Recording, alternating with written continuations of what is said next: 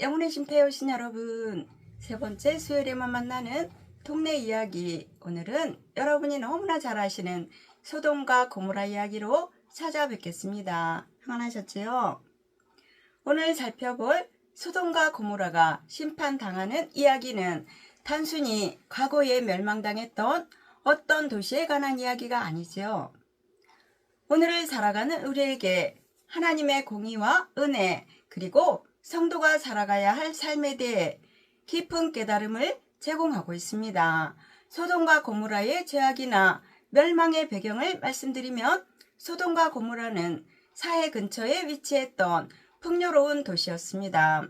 그러나 그 풍요로움 속에서 그들은 오히려 극심한 성적 타락과 도덕적 부패에 빠졌어요. 특히 나그네에 대한 폭력적인 행위와 동성애적 행동은 그들의 죄악이 그곳을 찾는 손님들에게 공포가 될 정도로 심각했음을 보여줍니다.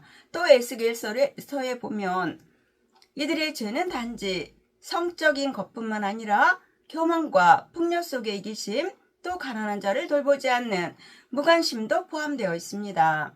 그래서 하나님이 그들을 심판하기로 결심하셨을 때 아브라함은 그 성에 있을지도 모를 의인들을 위해 끈질기게 중보 기도를 드렸습니다.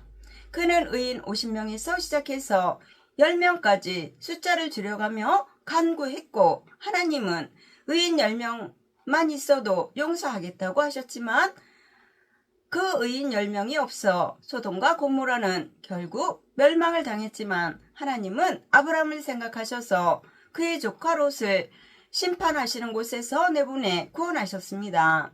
이는 우리의 기도가 이웃을 살리는 데 있어 얼마나 강력한 도구인지를 알게 하십니다.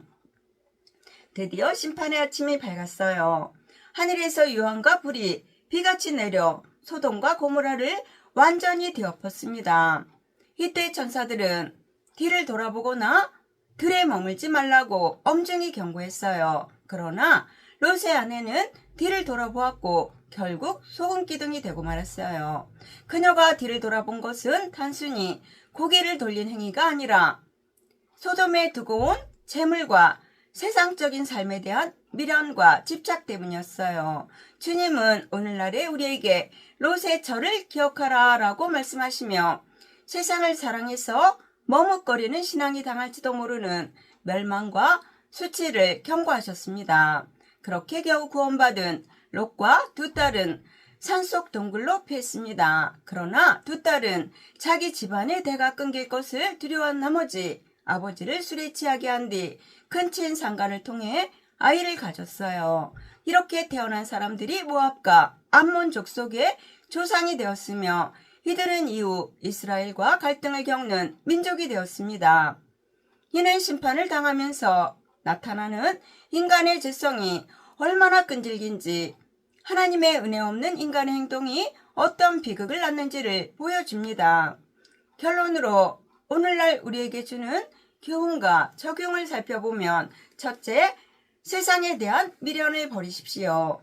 롯의 아내처럼 하나님의 명령을 우습게 여기고 뒤를 돌아보는 사람은 이미 구원받은 자라 해도 수치를 당하게 될 수 있습니다. 그러므로 우리 마음의 중심이 하나님이 아닌 세상의 풍요와 안락을 바라보고 있지는 않는지 돌아보아야 합니다. 두 번째는 맛을 잃은 소금이 되지 마십시오. 성도의 사명은 세상의 부패를 막는 소금의 역할을 하는 것이지요. 그러나 부패를 막는 기능을 잃어버린 소금처럼 굳어버린 신앙은 아무런 쓸모가 없게 됩니다. 따라서 매일매일 하나님의 은혜 안에 깨어있을 때 역동적인 믿음의 삶을 살 수가 있습니다. 셋째, 중보 기도하는 사명을 감당하십시오. 아브라함의 기도가 롯을 살렸듯이 우리가 드리는 간절한 기도가 멸망당하는 영혼들을 살릴 수가 있습니다. 나 자신의 안위만을 위한 기도를 넘어 이웃과 세상을 향해 기도의 지경을 넓히셔야 합니다. 영혼의 쉼터를 사랑하시는 여러분, 오늘 소돔과 고모라처럼 심판은 갑작스럽게 임합니다. 그래서인지 소돔의 멸망은 아무런 예고 없이 순식간에 닥쳤어요. 그러므로 마지막 날이 노아의 때와 롯의 때와 같으리라라는 경고의 말씀을 기억하며 영적으로 깨어 회개하는 삶을 살아야 합니다. 결론적으로 소돔과 고모라의 이야기는 하나님의 절전, 공의를 선포하는 동시에 심판하시는 중에도 자기 백성을 기억하시고 구원하시는 하나님의 신실한 언약과 긍휼을 보여줍니다. 그러므로 영적으로 깨어 예수님 재림하실 날을 기다리시는 여러분 모두가 되시기를 예수님의 이름으로 축원합니다. 아멘. 감사합니다.